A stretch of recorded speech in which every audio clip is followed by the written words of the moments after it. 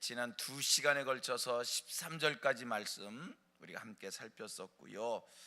13절까지의 말씀은 믿음이 강한 자가 믿음이 약한 자의 약점을 담당하라는 것이고, 믿음이 강한 자가 믿음이 약한 자의 약점을 담당한다는 게 뭐냐라고 했을 때 다시 반복해서 말씀드립니다만, 우리들의 신앙생활이라고 하는 것은 공동체 속에서 하는 겁니다. 나 혼자 하는 것이 아니라 여럿이 같이 함께 더불어 하는 것입니다. 그러므로 우리의 신앙생활 모습 속에 나의 유익만을 구하는 그런 생활의 모습이 있어서는 안 되고, 늘 남의 유익을 구하는 그런 모습이 채워져야 된다. 성도님들 기억하십시오. 구원받은 하나님의 자녀들, 하나님의 백성들은, 거룩하게 살기를 소원하는 자들은, 하나님의 뜻대로 살기를 소원하는 자들은, 하나님께 영광 돌리는 삶을 소원하는 자들은, 여러분, 나의 유익이 먼저가 아니라 남의 유익을 구하는 거예요. 그것이 무엇입니까? 이웃을 기쁘게 하고 선을 이루고 덕을 세우는 그러한 삶을 살아야 된다. 분명한 것, 우리가 이렇게 이웃을 기쁘게 하고 선을 이루고 덕을 세울 때 그것은 결국 남을 위한 것이 아니라 내게 유익함이 되는 거고요, 내게 기쁨이 되는 것이고요, 내게 또 덕스러운 일이 되어지는 겁니다. 우리 같이 이렇게 합니다. 내가 하는 모든 일들은, 성도들의 모든 일들은, 남을 위하는 일은 결국 나를 위한 것이다. 아멘, 아멘. 이게 결론인 거예요. 결국 나를 위한 것이고요. 두 번째 중요한 게 있어요. 그게 하나님께 영광된 삶인 거예요. 성도들의 궁극적인 삶의 목표는 하나님께 영광 돌리는 겁니다. 오직 하나님께 영광이에요. 우리가 어떻게 하나님께 영광을 돌리는 삶을 살까? 예수를 본받아서 이웃을 기쁘게 하고 선을 이루고 덕을 세울 때 이런 삶이 결국은 하나님께 영광을 올리는 것이다. 이게 13절까지의 결론에 정리해서 말씀을 드린 거고요. 자, 오늘 본문 14절부터 읽었습니다. 21절까지 읽었는데 쭉 내려가서 16장까지가, 오늘 본문부터 16장까지 끝절까지가 로마서의 결론이다, 이렇게 생각을 하시면 됩니다. 사도 바울은 이제 15장 14절 이하의 말씀에서 로마서를 마무리를 합니다. 사도 바울 로마서를 마무리하는데 어떤 구조로, 어떤 형태로, 어떤 글로서 마무리를 하는가, 아주 귀한 것을 발견하게 됩니다. 자, 14절 한번 읽어보십시오. 시작. 내 형제들아, 너희가 스스로 선함이 가득하고 모든 지식이 차서 능히 서로 권하는 자임을 나도 확신하노라. 바울 사도 이 로마 교우들의, 로마에 있는 성도들의 그 좋은 점, 그들의 훌륭한 점, 그들의 아름다운 점을 인정하고 칭찬해 주고 있어요. 14절 말씀이 무슨 말씀입니까? 너희들이 이런 사람이라는 것을 내가 안다. 그들의 좋은 점을 지금 인정해 주는 거예요. 다시 읽어볼까요? 제가 읽겠습니다. 내 형제라, 너희가 스스로 선함이 가득하고 모든 지식이 차서 능히 서로 권하는 자임을 나도 확신하노라. 너희들에게는 세 가지의 장점이 있다는 거예요. 첫째 하나가 뭐예요? 그들의 마음이 선함으로 가득 차 있다는 거예요. 두 번째가 뭐예요? 온갖 지식이 넘친다는 거예요. 세 번째는 서로 권면할 능력이 있는 자들이라는 거예요. 그들에게 이렇게 큰 장점이 있는 것을, 좋은 점이 있는 것을 지금 인정해 줍니다. 전 이 말씀을 보면서 이런 깨달음을 또 받습니다. 여러분, 우리 성도들, 우리 교회라는 공동체는요, 인정하고 칭찬하는 일에 인색해서는 안 되겠다.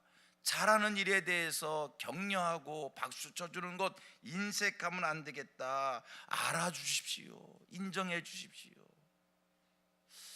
저 개인적 생각입니다. 어떤 사람들하고는 생각이 다를 수가 있습니다. 저 개인적으로는요, 칭찬에 인색하면 안 되겠다. 잘한 일에 대해서 박수를 쳐야겠다. 오늘 본문을 통해서 깨달아요. 어떤 분은 이렇게도 얘기해요. 성도들의 상급은 하나님 나라에 가서 받는 건데, 너무 이 땅에 사는 동안 서로에게 칭찬하고 인정하고 박수하고 상을 주면 하늘나라 가서 받을 거 없다고, 그 말도 그렇게 얘기하는 사람의 아래 일리 있겠지요. 그 사람의 얘기인데 뭐 틀렸다고 얘기할 수 있겠어요. 하지만 여러분, 우리 사람이거든요. 사람은요, 잘했다고 하면요 기분이 좋아요. 더 하고 싶은 거예요. 사람은요, 자기가 한 일에 대해서 알아줄 때 신이 나요. 흥이 나요. 아, 내가 잘하고 있구나. 더 잘해야겠다. 그래서 학교에서 아이들에게 상도 주는 것 아닙니까? 더 잘하라고, 잘하고 있다고 격려하는 거 아닙니까? 그런 원리 속에서 뭐 어렵게 복잡하게 이 땅에 사는 동안 상을 많이 받으면 하늘나라에 가서 받을 거 없다고 뭐 거기까지 생각을 하지. 그날에 가서 하나님은 또 하나님대로 주실 것이고요. 물론 우리 입장에서는 하나 뭐 내가 한 거 마땅히 해야 될 일을 했는데요, 뭘. 그건 우리 입장에서 당사자 입장에서 하는 거지. 누가 인정하고 박수하고 칭찬할 때 겸허하게 아이 뭐 마땅히 할 일을 했는데 뭐 그것까지 가지고 그러세요. 민망해요. 우리가 할 수 있는 일이지만, 그럼 본인이 할 수 있는 얘기지만, 본인이 할 수 있는 얘기를 다른 사람이 야 상은 하나님 앞에 가서 받아, 그럴 건 없잖아요. 그럼 본인은 겸허하게 아예 하나님 앞에서 한 건데 내가 뭘 이렇게까지 알아주시냐고. 이건 본인의 얘기입니다. 따라합니다. 하나님 앞에서 한 일인데 하나님이 알아주시면 됐지. 그럼 본인이 하는 얘기예요, 본인이. 그러나 주변 사람들은 그가 한 일에 대해서 알아주고 인정해주고 격려하는 일은 그가 할 일이거든요.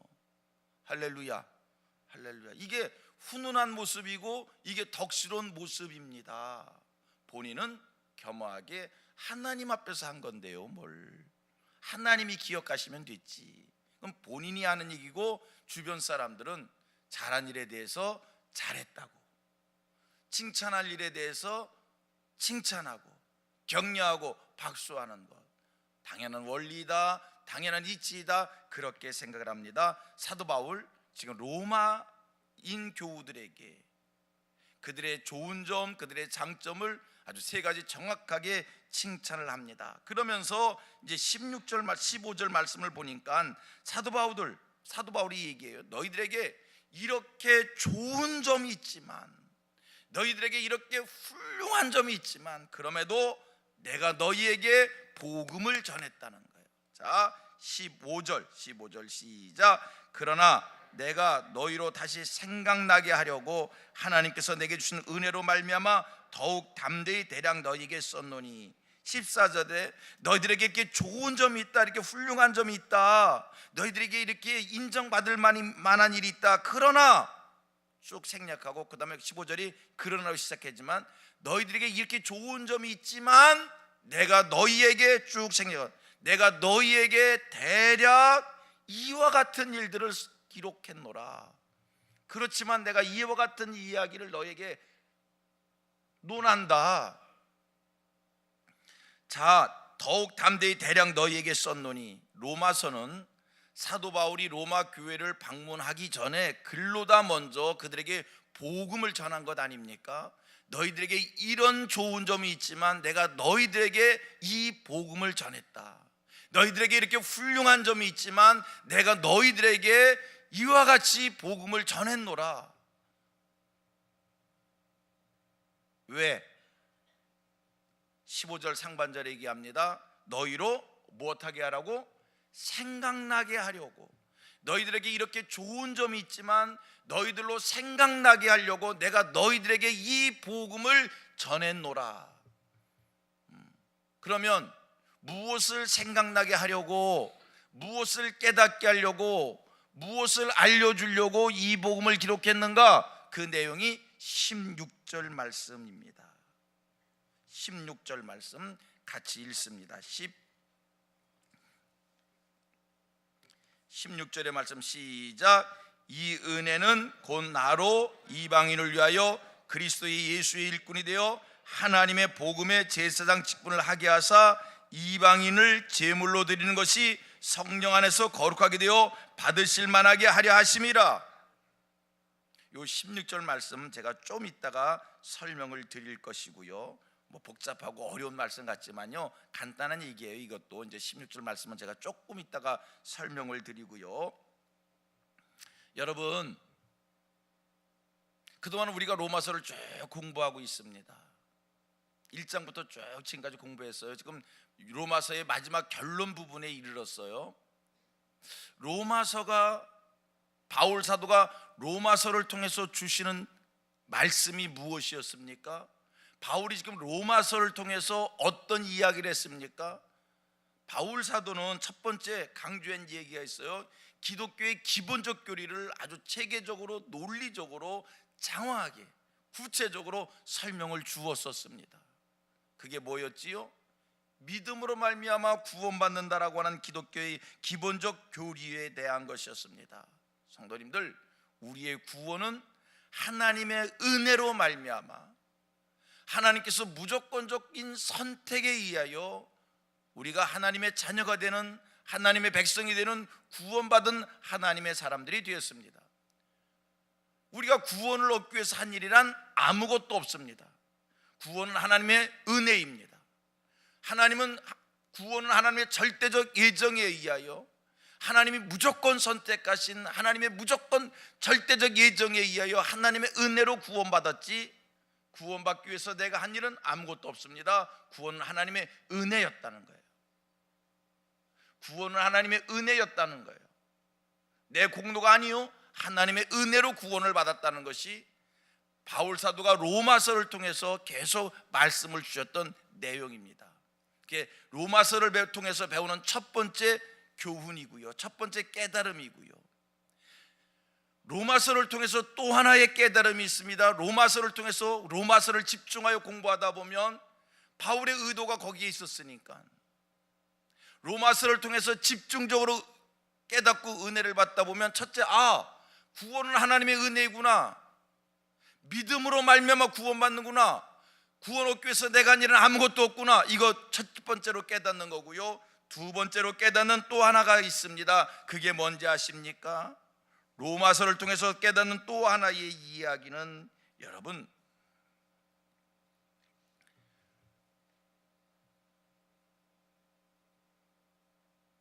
이 말씀을 이해하다 보면 복음에 열정이 생기게 된다는 겁니다.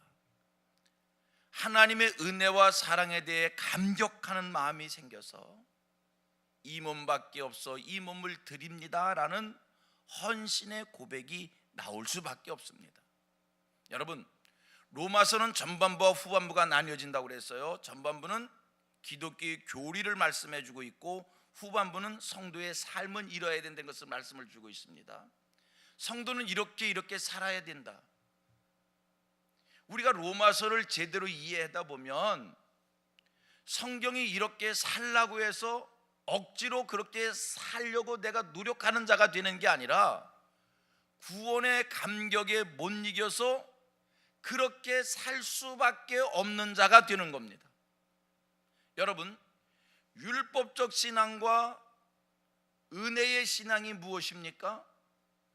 은혜의 신앙도 하나님의 말씀을 지키면서 신앙생활하는 겁니다. 은혜 시대라고 해서 은혜의 신앙생활 한다고 해서 하나님의 말씀의 법을, 율례와 법도와 규례를 지키지 않고 내 마음대로 살면서 하나님의 은혜입니다 이렇게 얘기하는 게 아닙니다. 은혜여도 하나님의 말씀의 법을 지키는 겁니다. 율법도 하나님의 말씀의 법을 지키는 겁니다.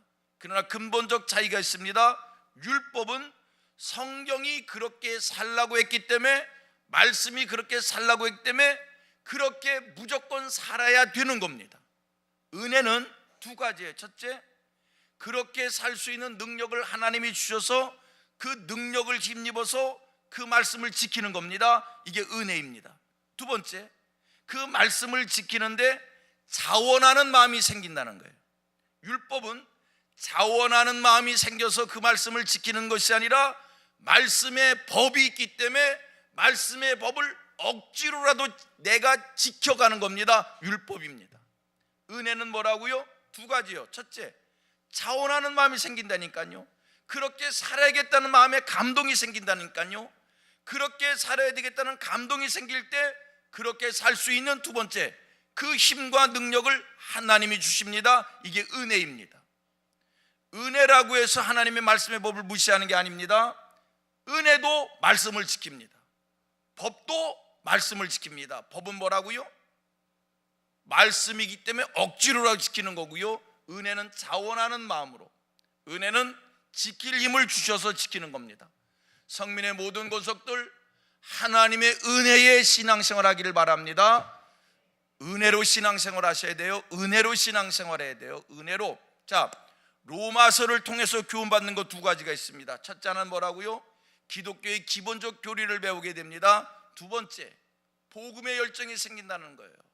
말씀을 읽다 보면 하나님의 은혜와 사랑의 감격에 못 이겨서 이 몸밖에 없어 이 몸을 드립니다. 이 헌신의 마음이 자연스럽게 우리에게 생기는 겁니다. 보십시오. 이렇게 얘기하겠습니다. 너 전도해야 돼. 예수 믿고 전도 안 하면 안 돼. 전도해. 나와 전도해. 전도지를 좀 줍니다. 마음에 아무런 감동이 없습니다. 그런데 전도를 하라고 하니까 의무와 책임감 때문에 전도지를 들고 나갑니다. 그러나 또 하나의 경우가 있습니다. 전도를 누가 하라고 해서 하는 것이 아니라 내가 하나님의 은혜로 구원을 받았구나. 하나님의 무조건적인 선택에 의하여, 하나님의 예정에 의하여 내가 하나님의 자녀가 됐구나, 하나님의 백성이 됐구나. 너무나 감사하고 너무나 감격스럽고 너무나 감동이 되어서 내가 무엇을 해야 될고, 이 좋은 복음, 이 귀한 복음 내가 전하는 자가 되어야 됐구나. 그리고 스스로 자원해서 전도지를 들고 나와 전도를 하게 되어집니다. 전도를 한다는 행위는 똑같지만 근본적 차이가 있습니다. 하나는 의무감, 책임감으로 하는 겁니다. 하나는 자원하는 마음으로 하게 되는 겁니다. 로마서를 읽다 보면 후자가 생기는 거예요. 하나님의 은혜에 감격하여 누가 하라서가 아니라 자원하는 마음으로 헌신의 마음이 생기고, 자원하는 마음으로 하나님께 드려지게 되어지고, 자원하는 마음으로 충성하게 되어지고, 자원하는 마음으로 이 몸밖에 없어 이 몸을 내가 주께 드립니다. 이런 감격이 나오게 되어지는 겁니다. 로마서를 오랫동안 공부했습니다. 여러분들은 늘 성경을 보는 사람들이고 설교를 듣는 사람들입니다. 여러분들의 신앙생활 속에 감동이 있어서, 감격스러워서 자원하는 마음이 생기십니까? 아니면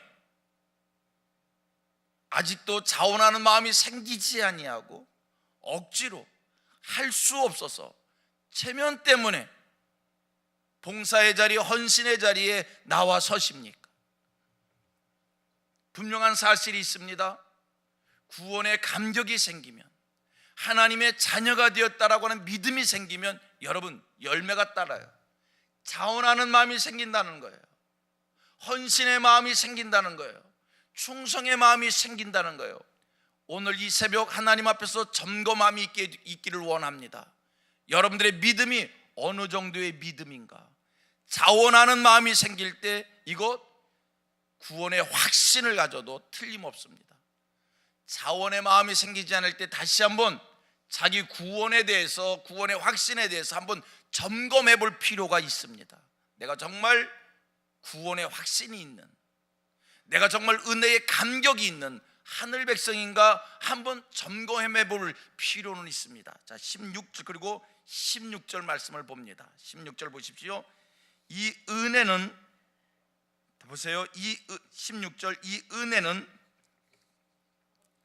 제가 읽을게요. 이 은혜는, 내가 너에게 이 글을 쓴 것은, 내가 너에게 이 복음을 전한 것은, 이게 은혜라는 거예요. 이 은혜는 곧 나로 이방인을 위하여 그리스도 예수의 일꾼이 되어 하나님의 복음의 제사장 직분을 하게 하사. 이건 하나님의 은혜인데, 그 다음에 하반절 시작. 이방인을 제물로 드리는 것이 성령 안에서 거룩하게 되어 받으실 만하게 하려 함이라. 이 은혜는 내가 너희에게 이 복음을 전해서 너희들에게 이 복음을 전해서 너희들로 생각나게 하는 것은, 너희들을 깨닫게 하는 것은 이 하반절에 이기느냐 이방인들 너희로 하여금 제물로 드리는 것이 성령 안에서 거룩하게 되어 받으실 만한 하게 하려 하심이라. 이 일을 위해서 내가 이것을 했다. 요거 설명은 내일 할게요. 시간이 너무 다 됐는데 이제 쭉 내일 이제 16절 말씀을 설명하겠습니다. 이 16절 말씀은 제가 지금 좀 전에 길게 설명한 거에 대한 그 성경의 이야기예요. 내일 16절 말씀 설명하도록 하겠습니다. 기도하겠습니다.